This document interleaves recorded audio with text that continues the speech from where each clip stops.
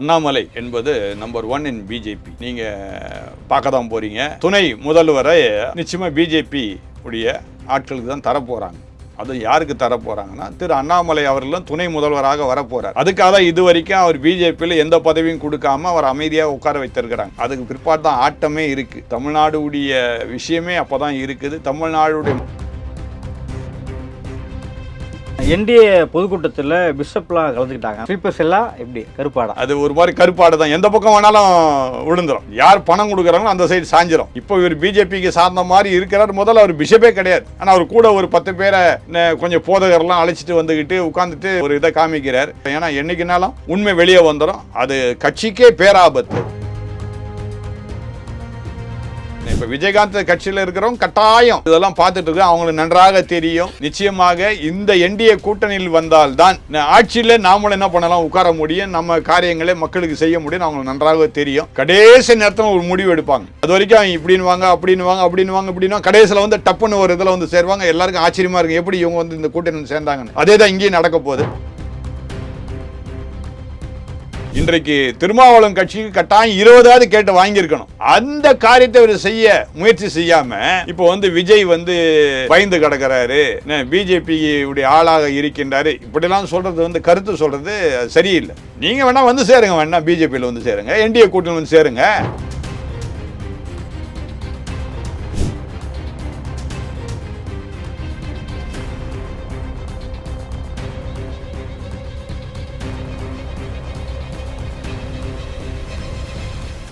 Real one நேயர்களுக்கு வணக்கம். இன்று நம்முடன் இணைகிறார் ஆர்ச் பிஷப் குணசேகரன் சாமுவேல் அவர்கள். வணக்கம் சார். வணக்கங்க. என்டிஏ கூட்டணியில் பாஜகவுடன் அதிமுக ஒரு வருஷத்துக்கு முன்னாடியே கூட்டணியை அமைச்சிட்டாங்க. ஏறக்குறைய ஒரு ஆண்டுகள் நெருங்கிடுச்சு. ஆனால் இந்த கூட்டணி வச்சதுலேருந்தே தொடர்ந்து அண்ணாமலை அவர்கள் ஓரங்கட்டப்பட்டு வராரு. ஸோ அவருக்கு வந்து ஒரு பெரிய மேஜரான பொறுப்பு கொடுக்கப்படலை, பாஜக அவரை ஒதுக்குறாங்க அப்படின்னு தான் வந்துட்டு இருக்கு. உண்மையிலே பாஜகவில் என்னதான் நடக்குது? நீங்கள் கேட்குற கேள்வி எனக்கு சிரிப்பாக வருது. அதாவது தமிழ்நாடை பொறுத்த வரைக்கும் அண்ணாமலை என்பது நம்பர் 1 இன் பிஜேபி. யார் வேணா மாநில தலைவராக இருக்கலாம். ஆனால் திரு அண்ணாமலை அவர்கள் மூலமாக தான் பட்டி தொட்டி எல்லாம் பிஜேபி சரியாக தெரிஞ்சது. பிஜேபியுடைய எல்லா தலைவர்களுக்கும் அது தெரியும், மக்களுக்கும் அது தெரியும், இல்லைன்னு சொல்லவே முடியாது. அடுத்தது வரும் தேர்தலில் பார்த்தீங்கன்னா நீங்கள் பார்க்க தான் போகிறீங்க. துணை முதல்வரை நிச்சயமாக பிஜேபி உடைய ஆட்களுக்கு தான் தரப்போகிறாங்க. அது யாருக்கு தரப்போகிறாங்கன்னா திரு அண்ணாமலை அவர்களும் துணை முதல்வராக வரப்போகிறார். அதுக்காக தான் இது வரைக்கும் அவர் பிஜேபியில் எந்த பதவியும் கொடுக்காம அவர் அமைதியாக உட்கார வைத்திருக்கிறாங்க. இதான் ரகசியமே. நீங்கள் வேணால் பாருங்கள். நிச்சயமாக திரு அண்ணாமலை அவர்கள் தான் முன்னாள் மாநில தலைவர். அவர் தான் துணை முதல்வராக தமிழ்நாட்டுக்கு இருக்க போகின்றார். அதுக்கு பிற்பாடு தான் ஆட்டமே இருக்குது. தமிழ்நாடுடைய விஷயமே அப்போ தான் இருக்குது. தமிழ்நாடுடைய மக்கள் இதன் மூலமாக நல்ல பெரும் நல்ல காரியத்தை பெற்றுக்கொள்ள போகிறது என்பது சந்தேகமே கிடையாது. கூட்டணி ஆட்சிக்கு தான் வாய்ப்பே இல்லை அப்படின்னு தொடர்ந்து எடப்பாடி அவர்கள் சொல்லிட்டு வராருல்ல சார். அமித்ஷாவும் அப்படியே வேற மாதிரி சொல்றாரு, இவரோட கருத்து வேற மாதிரி. அதாவது கூட்டணி ஆட்சி இல்லைன்னு சொல்லலாம். இப்போ கூட்டணி வச்சாலே கூட்டணி ஆட்சி தானே அர்த்தம். கூட்டணின்னு வச்சாலே கூட்டணி ஆட்சி தான் அர்த்தம். அதில் எந்த விதமான சந்தேகம் இல்லை. ஆனால் இதில் பார்த்தீங்கன்னா முதல்வராக அருமையான திரு எடப்பாடி பழனிசாமி அவர்கள் கட்டாயம் இருப்பார். இல்லை, மோடி அவர்கள் சொன்னால் டபுள் என்ஜின் ஆட்சி அப்படின்னும் போது அதில் ஒரு சந்தேகமும் நமக்கு வருது. இல்லை, ஒரு சந்தேகம் வர வேண்டிய அவசியமே கிடையாது. டபுள் என்ஜின் போதும் அதில் இங்கே இருக்கிற மாநிலம் தழுவிய ஆட்சி ஏற்படும் போதும் அதில் அவங்களுக்கு பங்கு இருக்கும் அப்படின்ற மாதிரி தானே ஒரு அர்த்தம். இல்லை, அதாவது அருமையான அமித்ஷாவுடைய நோக்கம் எல்லாம் என்னன்னா, தமிழ்நாடு மக்களிடத்தில் ஏதாவது ஒரு நன்மையான காரியத்தை செய்யணும் பிஜேபி சார்பாக என்கின்ற ஒரு நோக்கத்தோடு கூட தான் ஒவ்வொரு காரியத்தையும் செய்துட்டு இருக்கிறாரு. அந்த நிலையில் நீங்கள் பார்க்கும்போது அருமையான திரு எடப்பாடி பழனிசாமியும் அதுக்கு உடன்பட்டு வருகின்றார். அல்லது கூட்டணியை வச்சிருக்க மாட்டார். தனியாக கூட அவங்க என்ன பண்ணியிருப்பாங்க, தனியாக வேற ஒரு கூட்டணி வச்சுருந்துருப்பாங்க. ஆனால் பிஜேபியோட அவங்க கூட்டணி வைக்கிறதுக்கு காரணமே என்னென்னா, மக்களுக்கு ஏதாவது நன்மையான காரியத்தை செய்யணும், மத்திய அரசின் மூலமாக தான் அதை செய்ய முடியும். அதுவும் துணை முதல்வராக திரு அண்ணாமலை அவர்கள் வந்தார்னா இன்னும் நல்லாக இருக்கும். மக்களுக்கு இன்னும் நல்லா காரியம் செய்ய முடியும் என்பதை நன்றாக அறிந்தவர் திரு எடப்பாடி பழனிசாமி அவர்கள். நான் ஏற்கனவே சொன்னேன். நிறைய பேர் என்ன சொன்னாங்க, இந்த அணியே அமையாது, இந்த என்டிஏ கூட்டணி சரியாக அமையாதுன்னு சொல்லிக்கிட்டே இருந்தாங்க. கடந்த மாதத்துலாம் சொன்னேன். நீங்கள் வேணால் ஜனவரி மாதம் தை மாதம் பிறந்த பிற்பாடு பாருங்கள் என்னென்ன நடக்க போகுதுன்னு நான் சொன்னேன். அதே மாதிரி நீங்கள் பார்த்துக்கிட்டே வரீங்க. இன்னும் ஒரு மாதம் காலம் இருக்குது நமக்கு இந்த எலெக்ஷன் தேதி அறிவிப்பதற்கு. அதுக்குள்ளே நடக்க போகிற காரியங்கள்லாம் பாருங்கள், நீங்களே ஆச்சரியப்படுவீங்க. என்டிஏ பொதுக்கூட்டத்தில் பிஷப்லாம் கலந்துக்கிட்டாங்க. அங்கே ஒரு பிஷப் கலந்துட்டாரு. உங்களுக்கு எதுவும் அழைப்பு கொடுக்கலையா? அதாவது என்டிஏ கூட்டணியில் பிஷப் கலந்துட்டார் அப்படி நீங்கள் சொல்லும்போது எனக்கு ஒரு பெரிய கேள்வி உண்டாகுது. என்னென்னா, எந்த பிஷப் கலந்துக்கிட்டார்? அவர் உண்மையாகவே பிஷப் தானா, உண்மையாகவே பேராயர் தானா என்கின்ற அடுத்த ஒரு கேள்வி. ஏன்னா அங்கே ஒரு ஒரு காட்சியை நான் பார்த்தேன். ஒருத்தர் உட்கார்ந்துருந்தார், என்ன அவர் பிஷப்பே கிடையாது.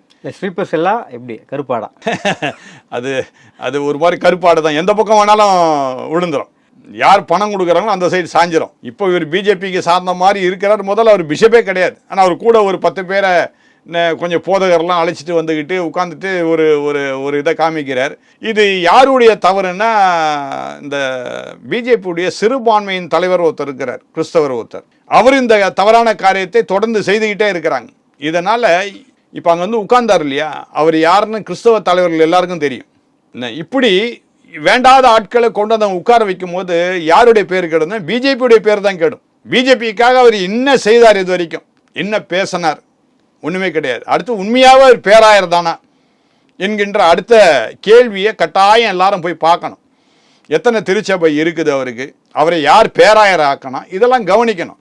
சும்மா ஒரு இந்த மாதிரி ஒரு ட்ரெஸ்ஸை போட்டால் பேராயர்னு சொல்லிட்டு அவங்க முன்னாடி உட்கார வச்சுக்கிட்டு அந்த மாதிரி காரியங்களை தொடர்ந்து பிஜேபியில் உள்ள தலைவர்களே செய்யாமல் இருப்பது நல்லதுன்னு சொல்லி நான் விரும்புகிறேன். ஏன்னா என்றைக்குனாலும் உண்மை வெளியே வந்துடும், அது கட்சிக்கே பேராபத்து. அது என்டிஏ கூட்டணி ஒன்று தமிழ்நாட்டில் உருவாகிறதுக்கு காரணமாகவே கேப்டன் விஜயகாந்த் தான் காரணம். ஸோ அதனால் தேமுதிகவுக்கு கூட்டணி வர வரைக்கும் நம்ம டைம் கொடுக்கணும் அப்படின்ற மாதிரி நயினார் நாகேந்திரன் அவர்கள் சொல்லியிருக்காரு. நேற்று மீட்டிங்லேயும் மோடி அவர்களும் இதை தான் ரகசியமாக கூப்பிட்டு பேசுகிறார் அப்படின்னும் தகவல் வந்து நம்மளுக்கு வந்துட்டுருக்கு. என்ன நடக்குது, தேமுதிகவுக்கு உள்ளே வர வாய்ப்பு இருக்கா? இந்த விஜயகாந்த் கட்சி மட்டும் அல்ல, சரிங்களா, இன்னும் அநேக கட்சிகள் வரதான் போகிறாங்க. அங்கங்கே சிறு சிறு கட்சிகள்லாம் இருக்குது, எல்லாரும் வந்து என்டிஏ கூட்டணியில் சேரதான் போகிறாங்க. ஏன்னா இன்னும் காலங்கள் இருக்குது. அது முக்கியமானவர்கள் வந்து சேர்ந்துட்டாங்க. இப்போ விஜயகாந்த் கட்சியில் இருக்கிறவங்க கட்டாயம் அருமையான திருமதி பிரேமலதா விஜயகாந்த் அவர்கள் இதெல்லாம் பார்த்துட்டு இருக்க, அவங்களுக்கு நன்றாக தெரியும். நிச்சயமாக இந்த என்டிஏ கூட்டணியில் வந்தால்தான் ஆட்சியில் நாமளும் என்ன பண்ணலாம், உட்கார முடியும், நம்ம காரியங்களை மக்களுக்கு செய்ய முடியும், அவங்களுக்கு நன்றாக தெரியும். நீங்கள் திரும்பி பார்த்தீங்கன்னா பல தேர்தலில் கடைசி நேரத்தில் ஒரு முடிவு எடுப்பாங்க. நீங்கள் திரும்பி பார்த்தீங்கன்னா உங்களுக்கு தெரியும். அது வரைக்கும் இப்படின்னு வாங்க அப்படின்னுவாங்க கடைசியில் வந்து டப்புன்னு ஒரு இதில் வந்து சேருவாங்க. எல்லாருக்கும் ஆச்சரியமாக இருக்குது, எப்படி இவங்க வந்து இந்த கூட்டணி சேர்ந்தாங்கன்னு. அதே தான் இங்கேயும் நடக்க போகுது, நீங்கள் பார்க்க தான் போகிறீங்க. டிடிவி வந்து எதிர்பாராத விதமாக அந்த என்டிஏல வந்து இணைஞ்சிருக்காரு. அதாவது இபிஎஸ் இருக்கும்போதே அந்த கூட்டணியில் இணைய மாட்டாங்க அப்படின்னு எதிர்பார்த்தாங்க, ஆனால் இணைஞ்சிட்டாங்க. மேடையிலையுமே இணைஞ்சு அவங்க பக்கத்தில் இருந்தாங்க. இது வந்து ஒரு பெரிய ஷாக் அந்த தொண்டர்களுக்கு. ஆனால் அவர் இருக்கும் போதே பார்த்தீங்கன்னா ஓபிஎஸ் பற்றியும் கேள்வி கேட்டதுக்கு அவர் என்ன சொல்லியிருக்காருன்னா, ஓபிஎஸ் வரதுக்கான வாய்ப்பும் இருக்குது அப்படின்னு டிடிவி சொல்கிறாரு. ஸோ கூட்டணியில் இருந்துட்டு ஒரு குழப்பத்தை ஏற்படுத்துகிறாருனா, ஏன்னா இபிஎஸ் வந்து ஓபிஎஸ்க்கு வரவே கூடாது அப்படின்னு அவர் அழுத்தம் திருத்தமாக இருக்கார். அவர் வந்தால் கட்சி மூலியமாக வர மாட்டார், அதிமுக மொழி தான் வரணுன்ற மாதிரி ஓபிஎஸ் வந்து இருக்காரு. இது டிடிவியோட கருத்து வந்து ஒரு குழப்பத்தை ஏற்படுத்துதான். இல்லை நான் இப்போது ஒரு மாதத்துக்கு முன்னாடி கூட ஒரு பேட்டியில் நான் சொன்னேன், அதாவது டிடிவி தினகரன் கட்டாயம் வந்து என்டிஏ கூட்டணியில் சேருவார் என்று சொன்னேன். அப்போது போன ஏதோ ஒரு உரையாடலில் கூட என்னை கேட்டாங்க, 23ஆம் தேதி வந்து சேருவாரா அப்படின்னு கேட்டாங்க. கட்டாயம் 23ஆம் தேதிக்கு முன்னாடியே வந்து சேருவார்னு சொன்னேன். அதுக்கு மாதிரி அதே போலவே இபிஎஸ்ஐ அருமையான திரு அண்ணாமலையும் ஒரு முந்தின நாளே சந்திச்சிட்டார், எல்லாருக்கும் தெரியும் உங்களுக்கெல்லாம்.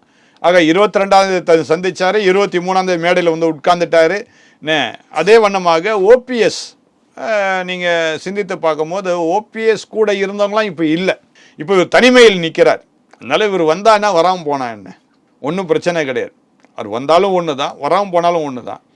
ஒன்றும் அவருக்கு ஒன்றும் பெரிய வாக்குகள் வங்கி இருக்கிற மாதிரி எனக்கு தெரியல. அவர் தனித்து இப்போ விடப்பட்டிருப்பது என்டிஏ நம்பி தானே. அப்போது என்டிஏ நம்பினா இப்படி தான் அப்படின்ற மாதிரி ஒரு மெசேஜ் எல்லாருக்கும் போயிடாது. என்டிஏ நம்பின்னு சொல்ல முடியாதுங்க. அதாவது ஓபிஎஸை பற்றி நான் சொல்லணும்னு அவசியம் இல்லை. அருமையான அம்மையார் ஜெயலலிதா இருந்த சமயத்திலேயே செல்வி ஜெயலலிதாவே அவரை வந்து முதல்வராக உட்கார வச்சாங்க. அந்த சமயத்திலே இவர் அம்மையாருக்கு ஏற்ற மாதிரி இவர் நடக்கலை. நான் அந்த கால சூழ்நிலையிலே வேறு வழி இல்லாமல் சில காரியத்தை திருமதி சசிகலாவும் செய்தாங்க இவருக்கு சாதகமாக. ஆனால் அந்த சாதகத்தில் ஓபிஎஸ் என்ன பண்ணல, உண்மையாக இல்லை. அதனால் அவருடைய செயல்களை வந்து நாம் வந்து பெருசாக நினச்சிக்கிட்டு அவர் என்டிஏ வந்தாதான் நல்லது, இல்லை இபிஎஸ் தான் சேர்க்க மாட்டாருன்னு சொல்கிறது, அல்ல டிடிவி தினகரன் குழப்பத்தை உண்டாக்குறன்னு சொல்கிறதெல்லாம் தவறான காரியம். ஏன்னா எனக்கு தெரிஞ்சு அவர் வந்தா என்ன, வராமல் போனா என்ன, அதனால் அந்த பகுதியில் ஒன்றும் இவருக்கு ஓபிஎஸ்க்கு ஒன்றும் பெரிய பேர்லாம் கிடையாது. வாக்கு வங்கிலாம் அதிகமாக இருந்த மாதிரி தெரியல. அடுத்து அவருக்கு துணையாக இருந்தவங்கெல்லாம் நீங்கள் சொன்ன மாதிரி திமுகலையும் தாவேகாலையும் பிஜேபிலையும் வந்து ஏற்கனவே இணைஞ்சிட்டாங்க. அதனால் அவர் தனித்து விடப்பட்டிருக்காரே தவிர என்டிஏ கூட்டணி இவரை தனியாக போக சொல்லி எந்த காலத்துலையும் சொல்லலை. இவர் முன்னாடியே வந்திருக்கணும், அது நன்றாக இருந்திருக்கும். பேசாமல் இவர் என்ன பண்ணியிருக்கணும், பிஜேபியில் கட்சியிலேயே சேர்ந்துருக்கணும், அது இன்னும் நலமாக இருந்திருக்கும், அது அவருக்கு ப்ளஸ் பாயிண்ட்டாக இருந்திருக்கும். அது தயங்கி நின்று கடைசியில் இப்போது தனியாக நிற்கிறார். அதான் விஜய் நீதிமன்றம் மூலமாகவும் நேரடியாக பாஜகவும் அச்சுறுத்தி வருது. இது வந்து விஜய் மௌனமாக சொல்லிகிட்டே வர்றாரு, தீர்க்கமாக பாஜக எதிர்த்து பேச மாட்டேங்கிறாரு, அவரோட மௌனம் தான் வெளிப்படுத்தணும் அப்படின்னு சொல்லிட்டு திருமாவளவன் சொல்லியிருக்காரு. ஏன்னா திருமாவளவன் அவருடைய ஆலோசகரா, இவருக்கு எப்படி தெரியும் இதெல்லாம்? அச்சத்தில் விஜய் இருக்காரு. அதாவது என்னமோ இவர் இப்போ இவர் சொல்கிற மாதிரி நான் இப்படி சொல்லலாம், திமுகவோட மிரட்டி இவரை திருமாவளவன் அவர் கூட கூட்டணியில் வச்சிருக்கிறோம். நான் என்ன கேட்குறேன், திருமாவளவன் அவர்கள் ஆரம்ப காலத்திலிருந்து திமுக கூட்டணியில் இருக்கிறார். இப்போ பார்த்தீங்கன்னா அவருக்கு வெறும் 6 தொகுதி தான் தராங்க. ஏன் தைரியமாக 20 தொகுதி வாங்க வேண்டியதானே கேட்டு? காங்கிரஸ் ஒன்றுமே இல்லை. 12 தானே தராங்க, நாடாளுமன்றத்தில் 2 இருந்தாங்க. ஆமாம், இப்போ டபுள் தானே தரோம், டபுள் டிஜிட் தானே. இல்லை டபுள் டிஜிட்டாக இருந்தாலும் இங்கே பாருங்கள், காங்கிரஸ் ஒன்றுமே கிடையாதுங்க, எல்லாருக்கும் நல்லா தெரியும். மத்தியிலையும் இல்லை, எந்த மாநிலத்திலையும் ஒன்றுமே இல்லை காங்கிரஸ். அப்படியாப்பட்ட காங்கிரஸுக்கே 25 கொடுக்கும் போது இன்றைக்கு திருமாவளவன் கட்சிக்கு கட்டாயம் 20ஆவது கேட்டு வாங்கியிருக்கணும். என்ன அந்த காரியத்தை அவர் செய்ய முயற்சி செய்யாமல் இப்போ வந்து விஜய் வந்து பயந்து கிடக்கிறாரு, என்ன பிஜேபியுடைய ஆளாக இருக்கின்றாரு, இப்படிலாம் சொல்கிறது வந்து கருத்து சொல்கிறது சரியில்லை. ஒரு கட்சியின் தலைமைக்கு இது அழகல்ல, அதுதான் நான் சொல்லுவேன். நீங்கள் வேணால் வந்து சேருங்க, வேணா பிஜேபியில் வந்து சேருங்க, என்டிஏ கூட்டணி வந்து சேருங்க. நான் வேணா சொல்கிறேன், ஏங்க 6 சீட் அவங்க கூட ஒரு 10 சீட் அவர் கொடுங்க, அவங்க இங்கே வந்துடுவார். நான் வேணாலும் சொல்கிறேங்க, கட்டாயம் அவருக்காக நான் பேசுகிறேங்க, ஒன்றும் தப்பே கிடையாது. வரட்டும் அவர் இந்த பக்கம் வேணா, அதான் நான் சொல்ல முடியும். நேற்று நடந்த பொதுக்கூட்டத்தில் பிரதமர் மோடி அவர்கள் பேசும்போது திமுக அரசை சிஎம்சி அப்படின்னு விமர்சனம் பண்ணியிருந்தார். கரப்ஷன், மாஃபியா, கிரைம், இதுதான் திமுக ஆட்சியில் நடந்துட்டு இருக்கு அப்படின்னு சொன்னார். இது வந்து முற்றிலும் பொய். மோடி வந்து பல பொய்யான தகவல்களை சொல்லிட்டு போயிருக்காரு அப்படின்னு சொல்லிட்டு திமுகவின் டிகே இளங்கோவன் சொல்லியிருக்காரு. டிகே இளங்கோவன் சொல்ல தானே செய்வாருங்க, ஏன்னா இப்போ அங்கே வந்து அவங்க கூட்டணியில் இருக்கு. அவர் எழுதி கொடுத்ததெல்லாம் பொய்யான தகவல் தான். பிரதமர் உரையில் பொய்யான தகவல்னு இவங்க சொல்கிறாங்க. ஒரே ஒரு இன்சிடெண்ட், இப்போ நடந்த இன்சிடெண்ட் நான் சொல்கிறேன்னே. இப்போ பொங்கலுக்கு எல்லாருக்கும் gift கொடுத்தாங்க, சரியா, 3000 ரூபாய் கொடுத்தாங்க, ரைட்டு. அடுத்து சில பகுதிகளெலாம் பார்த்தீங்கன்னா இந்த வேட்டி சேலை கொடுக்கவே இல்லை. கேட்டால் வேட்டி சேலை இன்னும் வரலைங்க, அது காலி ஆகிடுச்சு, தீர்ந்து போச்சு, அது வரும்போது கூப்பிட்டு கொடுக்குறாங்க அப்படின்னு சொல்கிறாங்க. நான் இதை செக் பண்ணுறதுக்காக என்ன பண்ணேன், ஒரு ரேஷன் கடைக்கு போனேன் இப்போ 2 நாட்களுக்கு முன்பதாக. என்ன தம்பி இந்த மாதிரி ஆயிடுச்சாமே அப்படின்னு. ஆமாங்க அப்படி ஆயிடுச்சு, வேட்டி சேலைலாம் தீர்ந்து போச்சு. அப்போ நான் கேட்டேன், நீ எண்ணிக்கை சரியாக கொடுக்கலையா? உன்னுடைய ரேஷன் கடையில் இத்தனை பேர் உறுப்பினர்னு தெரியும் இல்லையா? ஒரு 300 பேர் இந்த ரேஷன் கடையில் வாங்குறவங்க அப்படின்னா அந்த 300 வேட்டி சேலை அங்கே வந்திருக்கணும் இல்லை? ஏன் வரல? அப்போது ஏன் நீ கேட்டு வாங்கலையா, அவங்க உனக்கு சப்ளை பண்ணலையா? விளங்குதா? அப்போ என்ன பண்ணுறாங்க, இப்போ 2வது தடவை இப்போ வந்திருக்குது. இப்போ 2வது தடவை வந்திருக்குது, அங்கே இருக்குதே தவிர இப்போது யாருக்கு கிடைக்கலையோ அவங்க போய் கேட்டால் தான் என்ன செய்யும், அது கிடைக்கும். இவங்க கூப்பிட்டுலாம் கொடுக்க முடியாது. என்ன அப்படிப்பட்ட ஒரு அவல நிலை தான் திமுக செய்கின்ற ஒரு காரியம். அடுத்தது நான் என்ன பண்ணேன், அந்த வேட்டி சேலை கொஞ்சம் எடுத்து காட்டுப்பா அப்படின்னு கேட்டேன் நான். ஏன் சார்? சும்மா காட்டுப்பா நான் பார்க்குறேன் அப்படின்னு.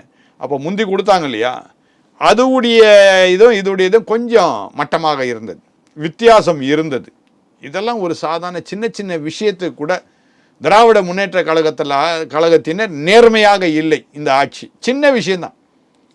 இப்போ நான் என் சர்ச்சுக்கு வர்றவங்களுக்கெல்லாம் வருஷத்துக்கு 3 தடவை நான் வேட்டியும் சேலையும் கொடுத்துட்ருக்குறேன், வருஷத்துக்கு 3 தடவை.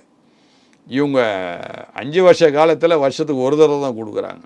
இதில் யார் நல்லவங்க நீங்களே புரிஞ்சுக்கணும். என்ன மக்களுக்கு சேவை செய்யணுன்ற எண்ணம் இருக்கணும், அதுதான் முக்கியம். இவங்க எந்த இடத்துல மக்கள் சேவை செய்தார்கள், மக்கள் இவர்களால் என்ன பலன் கிடைச்சது? என்ன இப்போது ஒன்றுமே இல்லை. அருமையான திரு எடப்பாடி பழனிசாமி அவர்கள் என்ன சொல்கிறாரு, பெண்களுக்கு மட்டும் ஆடவரும் என்ன செய்யலாம், ஆண்களும் என்ன செய்யலாம், இலவசமாக பயணிக்கலாம் பேருந்துகளிலே அப்படின்றார்.